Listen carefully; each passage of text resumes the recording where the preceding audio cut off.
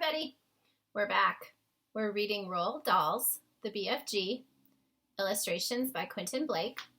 We just finished up the chapter called Frobscottle and Whiz Poppers. Hopefully you all remember what whiz poppers are. Kind of funny. We are going to continue on with chapter 11, Journey to Dream Country.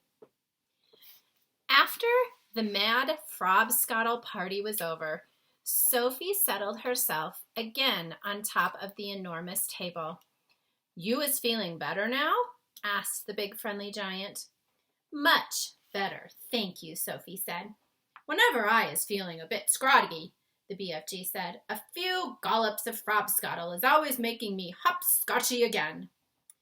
"I must say it's quite an experience," Sophie said. "It's a raz, Twizzler," the BFG said. "It's gloriumptious."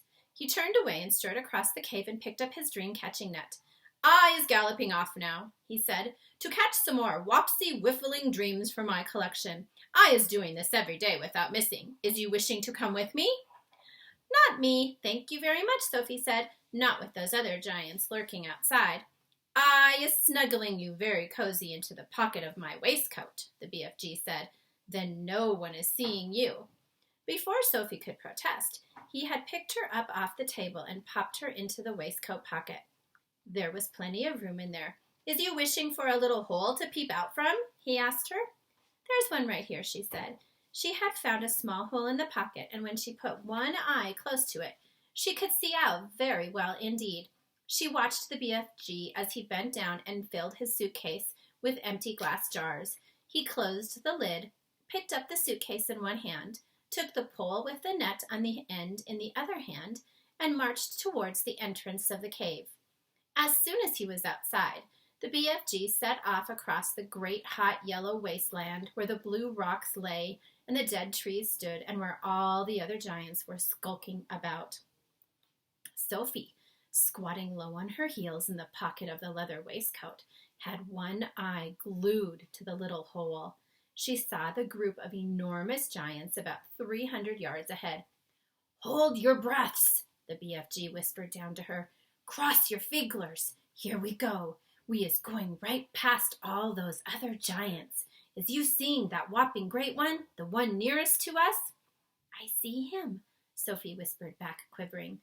"That is the horriblest of them all, and the biggest of them all. He is called the flesh-lump-eating giant."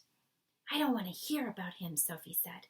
"He is only 54 feet high," the BFG said softly as he jogged along, "and he is swalloping human beings like they are sugar lumps, 2 or 3 at a time." "You're making me nervous," Sophie said. "I is nervous myself," the BFG whispered. "I always gets as jumpsy as a jog hopper when the flesh-lump-eating giant is around." "Keep away from him," Sophie pleaded. "Not possible," the BFG answered.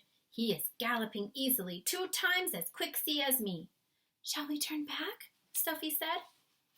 "Turning back is worse," the BFG said. "If they is seeing me running away, they is all giving chase and throwing rocks." "They would never eat you, though, would they?" Sophie asked. "Giants is never guzzling other giants," the BFG said. "They is fighting and squirreling a lot with each other, but never guzzling. Human beings is more tasty to them." The giants had already spotted the BFG, and all heads were turned, watching him as he jogged forward. He was aiming to pass well to the right of the group. Through her little peephole, Sophie saw the flesh-lump-eating giant moving over to intercept them.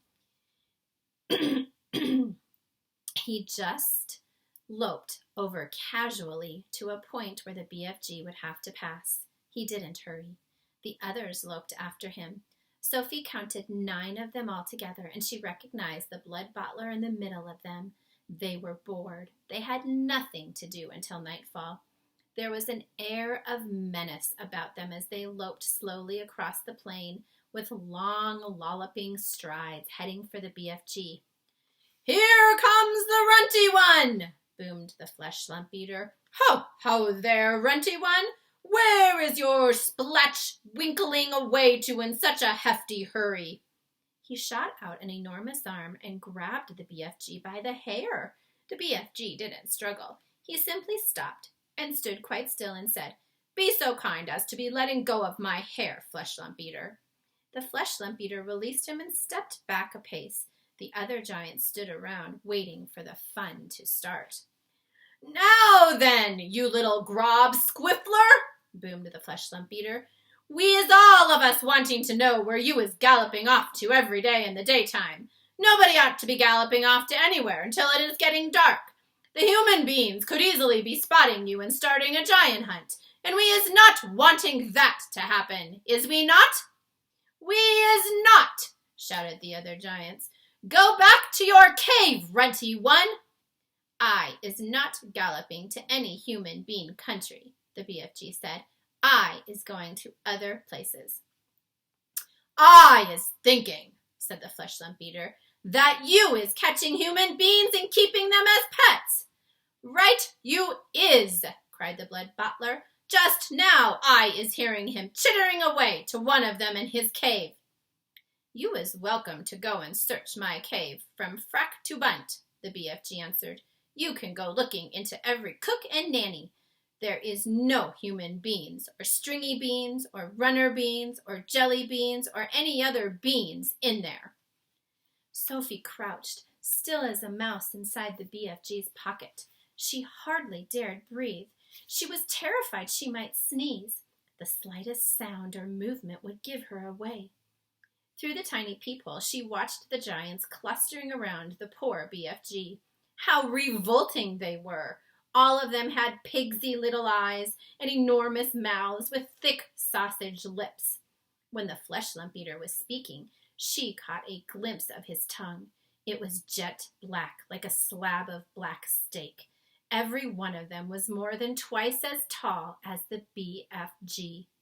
Suddenly, the Flesh Lump Eater shot out two enormous hands and grabbed the BFG around the waist. He tossed him in the air, high in the air, and shouted, Catch him, man-hugger!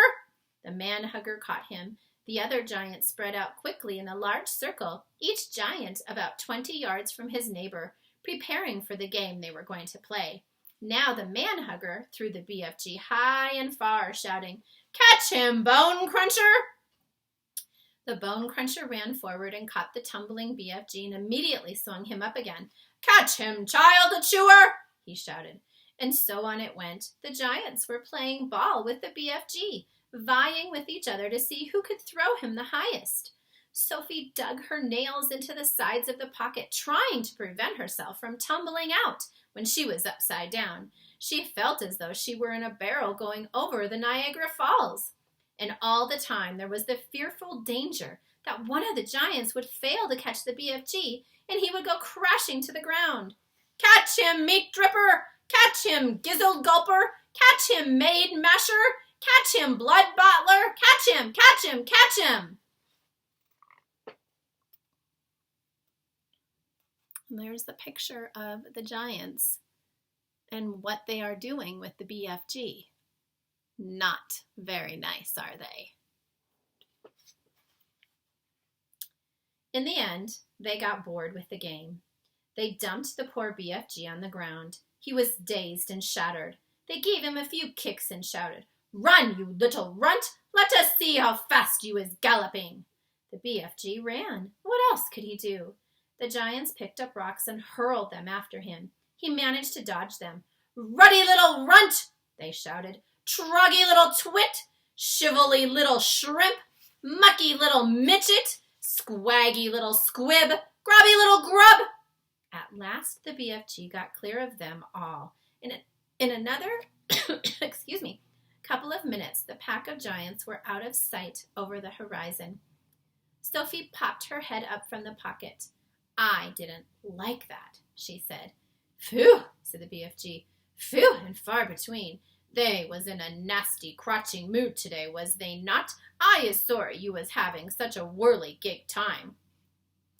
No worse than you, Sophie said. Would they ever really hurt you? I isn't ever trusting them, said the BFG.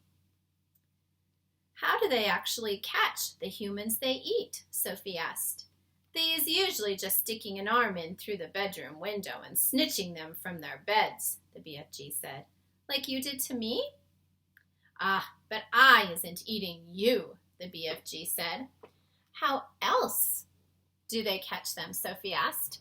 Sometimes, the BFG said, they is swimmeling in from the sea like fishies with only their heads showing above the water, and then out comes a big hairy hand and grabbles someone off the beach. Children as well? Often chidlers, the BFG said. Little chidlers who is building sandcastles on the beach. That is who the swimmeling ones are after. Little childers is not so tough to eat as old grandmama, so says the child-chewing giant. As they talked, the BFG was galloping fast over the land. Sophie was standing right up in his waistcoat pocket now and holding on to the edge with both hands. Her head and shoulders were in the open and the wind was blowing in her hair. How else do they catch people? She asked. All of them is having their own special ways of catching the human being, the BFG said. The meat-dripping giant is preferring to pretend he is a big tree growing in the park. He is standing in the park in the dusky evening, and he is holding great big branches over his head. And there he is, waiting until some happy families is coming to have a picnic under the spreading tree. The meat-dripper giant is watching them as they lay out their little picnic. But in the end, it is the meat-dripper who is having the picnic. Ugh, it's too awful, Sophie cried. The gizzard-gulping giant is a city lover, the BFG went on. The gizzard-gulper is lying high up between the roofs of houses in the big cities. He is lying there snuggy as a sniggler and watching the human beings walking on the streets below. And when he sees one that looks like it was a wopsy good flavor, he grabs it. He is simply reaching down and snitching it off the street like a monkey taking a nut. He says it is nice to be able to pick and choose what you was having for supper. He says it is like choosing from a menu. Don't people see him doing it? Sophie asked. Never is they seeing him. Do not forget it is dusky dark at this time. Also, the gizzard gulper has a very fast arm. His arm is going up and down quicker than Squinkers. But if all these people are disappearing every night, surely there's some sort of outcry, Sophie said. The world is a whopping big place, the BFG said. It has 100 different countries. The giants is clever. They is careful not to be skedaddling off to the same country too often. They is always switch fiddling around.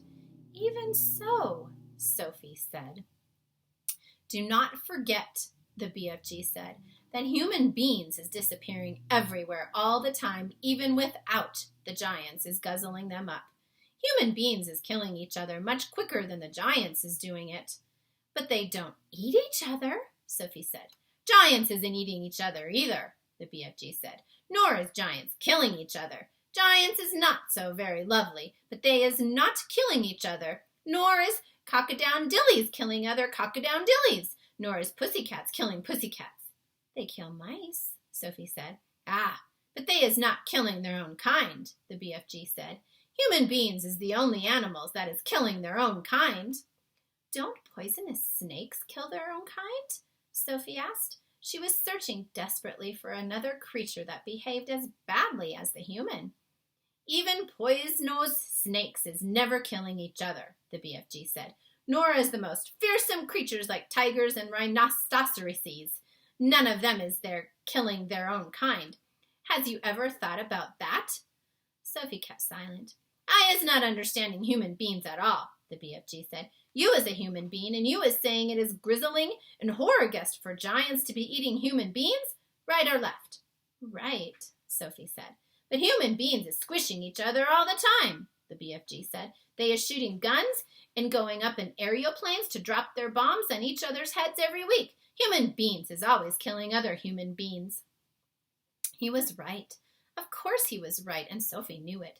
She was beginning to wonder whether humans were actually any better than giants. Even so, she said, defending her own race, I think it's rotten that those foul giants should go off every night to eat humans. Humans have never done anything to them. That is what the little piggy wig is saying every day, the BFG answered. He is saying, I has never done any harm to the human being, so why should he be eating me? Oh, dear, Sophie said. The human beings is making rules to suit themselves, the BFG went on, but the rules they is making do not suit the little piggy wiggies. Am I right or left? Right, Sophie said. Giants is also making rules. Their rules is not suiting the human beings. Everybody is making his own rules to suit himself. But you don't like it that those beastly giants are eating humans every night, do you? Sophie asked. I do not, the BFG answered firmly. One right is not making two lefts. Is you quite cozy down there in my pocket? I'm fine, Sophie said. Then suddenly, once again, the BFG went into that magical top gear of his. He began hurtling forward with phenomenal leaps. His speed was unbelievable. The landscape became blurred, and again Sophie had to duck down out of the whistling gale to save her head from being blown off her shoulders. She crouched in the pocket and listened to the wind screaming past. It came knifing in through the tiny peephole in the pocket and whooshed her around like a hurricane. But this time, the BFG didn't stay in top gear long. It seemed as though he had some barrier to cross, a vast mountain perhaps, or an ocean, or a great desert. But having crossed it, he once again slowed down to his normal gallop, and Sophie was able to pop her head up and look out once more at the view.